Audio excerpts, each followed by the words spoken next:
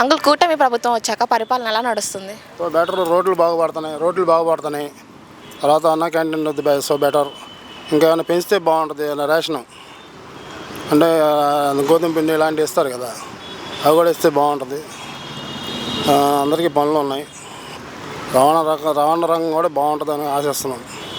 తర్వాత real estate కూడా బాగుంటుందని ఆశిస్తున్నాం. కూటమి ప్రభుత్వం వచ్చా 8 నెలలు అయిపోయింది కదా, ఇంకా పథకాలు ఏమీ రాలేదు అని జనాలు అంటున్నారు. రాకపోవడానికి ఇంకా కారణం ఏంటంటారు? అది ప్రభుత్వాలకే తెలియాలి. కొత్త పింఛన్లు ఇస్తే బాగుంటుంది. మా బట్టి వాళ్ళకి 60 సంవత్సరాలు నిండుతున్నాయి అంటే క్లారిటీ లేదు. కొంతమంది 50 అంటున్నారు, కొంతమంది 55 అంటున్నారు, కొంతమంది 60 నిండాలి అంటున్నారు. దీని మీద స్పష్టమైన ప్రకటన చేస్తే బాగుంటుంది. అంకుల్, జగన్ గారి ప్రభుత్వంలో సంక్షేమ పథకాలన్నీ జనాలకు అందాయా? సో అందేయని అనుకుంటున్నాం. అందినాయి. ఆయన మంచి చేశారా? మంచి చేశారు కానీ అది కాంట్రవర్సీకి దారి తీసింది. కానీ ఆయన ఏం మంచి చేయలేదు, రాష్ట్రాన్ని నాశనం చేశారు అని అంటున్నారు కదా, అది నిజమేనా? అది నిజం ఒకటిదో నాకైతే తెలియదమ్మా. ప్రజలకే తెలియాలి, ప్రభుత్వ అధికారులకే తెలియాలి. ఇప్పుడు చంద్రబాబు నాయుడు గారు గవర్నమెంట్లో డబ్బులు లేవు, నేను ఇప్పుడు మీకు చెప్పిన సంక్షేమ పథకాలు నేనేం చేయను, ప్రతి ఆడపిల్లకి 15,000 గ్యాస్ బండ్లు అవి ఇవన్నీ అన్నారు కదా, పథకాలు ఇచ్చారు కదా 6 పథకాలు, అవి నేను చేయలేను అంటున్నారు. చేయలేనంటే మనం రాష్ట్రంలో డబ్బు ఖజానాలో ఖాళీ అయినప్పుడు ఆయన మాత్రం ఏం చేస్తారు?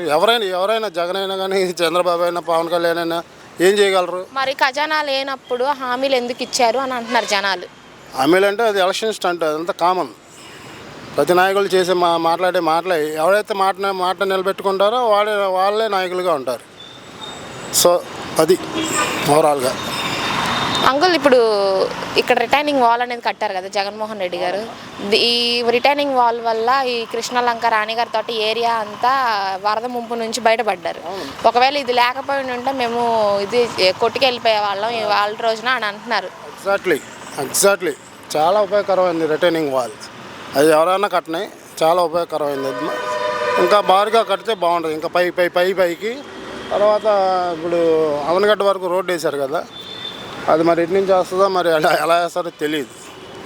సో పార్కును కూడా ఏదైనా ఇంకా డెవలప్ చేస్తే బాగుంటుంది. చిన్న రిసార్ట్ లాంటివి, లోపల ఏదన్నా ఎంటర్టైన్మెంట్, తర్వాత క్యాంటీన్ లాంటివి. మన విజయవాడ జోన్ పరిధి చాలా తక్కువగా ఉంది. జనాలకి ఎంటర్టైన్మెంట్ బాగా కొరవబడింది. ఆ దిశగా ఏదైనా డెవలప్ చేస్తే బాగుంటుంది. ఓకే.